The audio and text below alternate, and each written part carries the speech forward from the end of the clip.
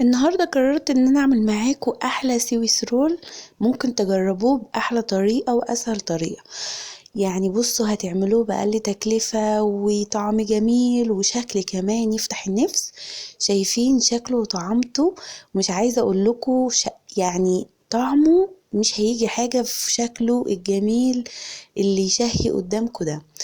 النهاردة هنعمل يعني القطعة من دي بنجيبها من برا، يعني مش أقل من 25 في أي مكان بنحب طعمه. النهاردة قررت إن أنا أعمله معاكم بأقل تكلفة، يعني مش هيكمل معانا 30 جنيه عشان خاطر نعمل أحلى تحلية ممكن نحلي بيها في الجو الجميل ده الشتاء، وحلاوتها مع كوب شاي بالحليب كده. وتقعدي تدعيلي كده انتي، لما تجربي مني الطريقة هتقعدي تدعيلي وهتقولي لازم اقوم اعمله دلوقتي من حلاوته ومن طريقته السهلة جدا. بصراحة انا جعت معاكم وانا بشوف السويس رول بتاعي الجميل البسيط. بسم الله. نقول اول حاجة في المقادير، احنا معانا كاكاو خام يعني اقل من نص كوباية عشان خاطر المقدار لازم نمشي عليه بالظبط. ومعانا كمان كوب من الدقيق يعني جميع استخدام، يعني تجيبيه جميع الاستخدامات للكيك وللحاجات المخبوزات عشان يطلع معاكي هاش وجميل. وهنجيب بقية نص الكوباية اللي هي بتاعة الكاكاو نشا، وهننخلها برضو كويس جدا كله مع بعض. هننخله، عايزين ندخل للوصفة هوا، يعني عايزين ندخل الدقيق كده هوا عشان خاطر يطلع معانا هاش كده وجميل. انا بوريكم هنا اهو. هنعمل ازاي صفار البيض. عايزين يعني ننقل الصفار لوحده والبياض لوحده. جربت المصفى حسيتها مش نافعه معايا، فقررت ان انا اعمله ان انا امسك الصفار كده بنص البيضه والتانية وهكذا لغايه لما تنجح معايا. تمام. معانا البيضات عدد 3 بيضات. حلو كده، حلو الكلام. هنجيب العجان بتاعنا الجميل ده، هنشغل على البياض لوحده عشان خاطر يعمل معانا فوم، لان احنا مش هنحط له بيكنج بودر لان الوصفة دي مش بتاخد بيكنج بودر معانا. تمام. معايا هنا كيسين من الفانيليا ومعانا نص كوباية من السكر. طبعا عادي لو حطيتيه مش بودر انه كده كده هيتضرب وهيعمل معانا فوم برضو حلو. تمام. هنا معانا كيسين فانيليا تاني على الثلاث صفار اللي احنا سيبناهم لوحديهم. هنعمل لهم فوم برضو دلوقتي وهنعمل لهم قوام عشان خاطر يوصلوا معانا لقوام مرتفع، عشان احنا هنرجع ونقول مش هنحط اي حاجة تعللنا الكيك بتاعنا غير ان احنا هنعمل فوم للصفار وللبياض لوحده. تمام. كده انا عملت اهو. فضلت اضرب بالمضرب التاني معايا. برضو عندك مضرب كهربا هيسهل عليكي، لو ما عندكيش هتشجعي عضلاتك كده وهتعملي بيها وان شاء الله يطلع معاكي احسن مني كمان. هنحط المكونات الجافة كلها مع ربع كوباية من الحليب وننزل نقلب بيهم كده من فوق لتحت عشان خاطر ندخل هوا، عشان كل ما تخدمي العجين بتاعك كل ما هيطلع معاكي هاش وجميل وطري، وهتاخديه بنكهات بتاعت بره بالظبط. بس كده يا بنات اهو معانا بدأ اللي هو يلم مع بعضه، ولا بقى بمضرب كهربا ولا اي حاجة. زي ما قلت لكم احنا عايزين ناخد الهواء يخش له باكتر كمية احنا عايزين نوصل لها. ضربناه كويس. هننزل بقى عليه بياض البيض اللي احنا عملناه في العجان، وهنفضل برضو نقلب في العجين من تحت لفوق عشان خاطر ندخله في بعض ويتجانسوا مع بعض وياخدوا القوام الحلو. هتلاقي القوام دلوقتي ظبط اكتر والدنيا بقت جميلة جدا، يعني هو زي تقريبا مقدار الكيكة، يعني ولا تقيلة ولا خفيفة.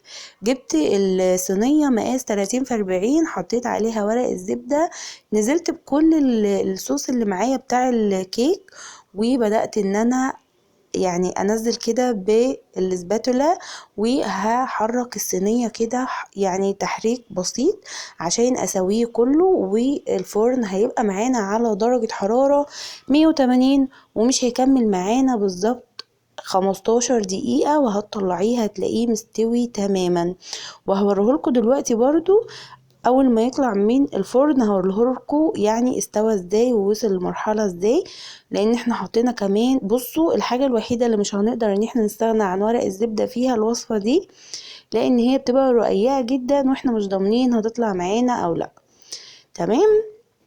انا سبتها تهدى خالص وجبت كده الورقة شلتها من الصينية طبعا، وبدأت ان انا افكها. بتطلع معانا بكل سهولة كده خالص زي ما انتم ما شايفين، طرية وفي نفس الوقت ماسكة نفسها وتحفة بصراحة.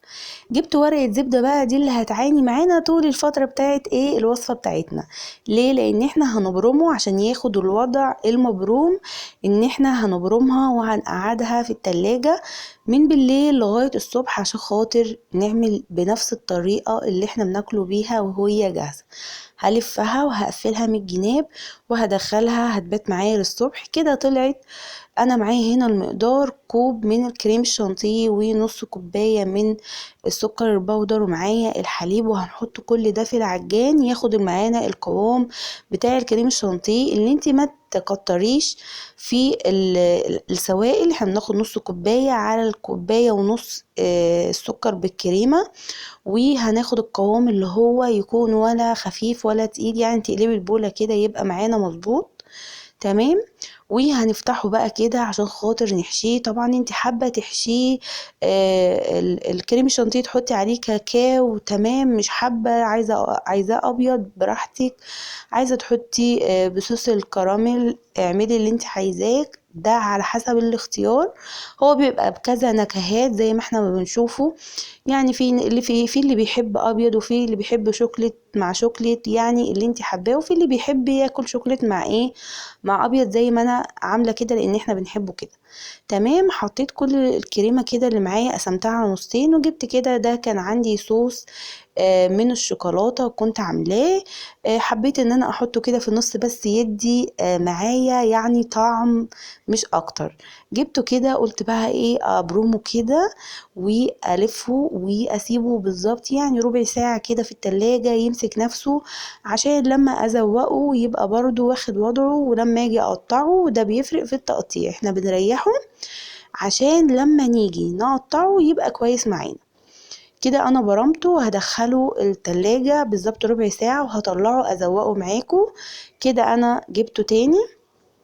بصوا الورقة اللي انا قلتلكوا عليها، ورق الزبدة اللي كان معايا في اول اما استوت، هي دي اللي هتبقى معانا للاخر. وبصوا هي نفعانا ازاي.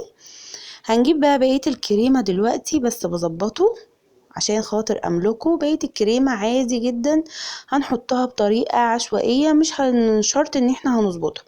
لو هي الاساس وهتحطي على الوش بس اي حاجة تزوقيها بيها، لا انت بقى هتضطري ان انت تعمليها مظبوطة جدا. ولو عايزة تظبطيها هتجيبي سكينة تكون عريضة شوية وتحطيها في مية سخنة وتساوي بيها. بس انا عملت كده بالزبادي لان انا كده كده هعملها معاكم دلوقتي بالشوكولاتة المجروشة زي ما انتم هتشوفوا معايا.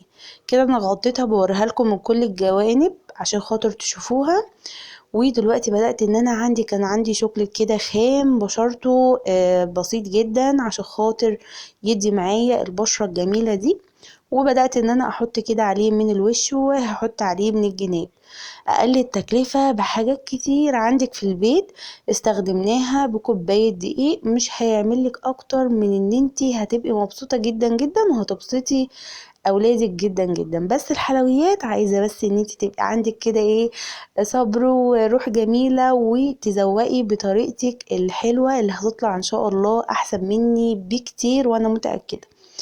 جبت كده بقيت كريم شانتيه كان عندي بالكاكاو. طبعا لما بيبقى مني من اي تورته بعملها حاجه او كده بشيل الحاجه في الفريزر وباجي اطلعه يفك واحطه تاني اضربه بالمضرب الكهربائي بيديني نفس النتيجه اللي انت لسه عاملاها النهارده.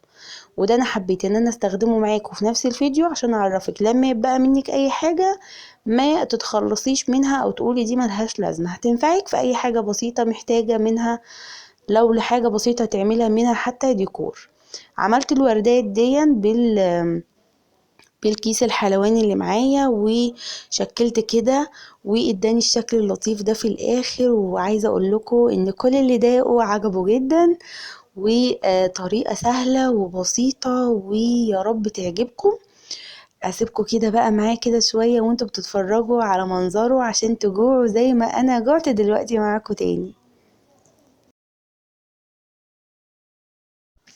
اعملي بقى كوباية شاي بلبن واقعدي كده لو انتي بتحبي الشاي بلبن او لو بتحبي النسكافيه.